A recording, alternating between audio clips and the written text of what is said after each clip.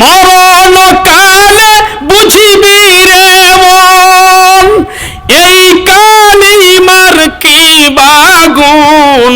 আল্লাহ আল্লাহ বল রে আমার মন, লা ইলাহা ইল্লাল্লাহ, লা ইলাহা ইল্লাল্লাহ।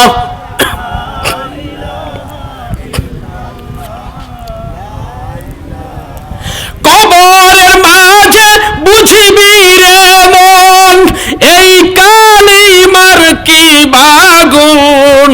আল্লাহ আল্লাহ বল রে আমার মন, লা ইলাহা ইল্লাল্লাহ, লা ইলাহা ইল্লাল্লাহ। মোহাব্বতে লা ইলাহা ইল্লাল্লাহ, লা ইলাহা ইল্লাল্লাহু মুহাম্মাদুর রাসূলুল্লাহ। সম্মানিত সুধী, এই জিকির করতে কি আপনাদের কষ্ট হয়?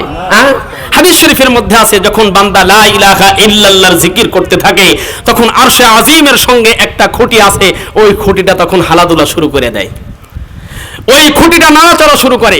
আল্লাহ পাক বলেন, এই খুঁটি কেন তুমি নড়াচড়া করো?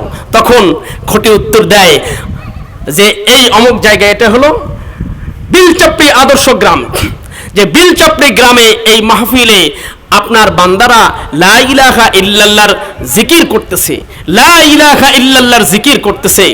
তো আল্লাহ পাক বলেন, খুঁটি তুমি নড়াচড়া বন্ধ করো।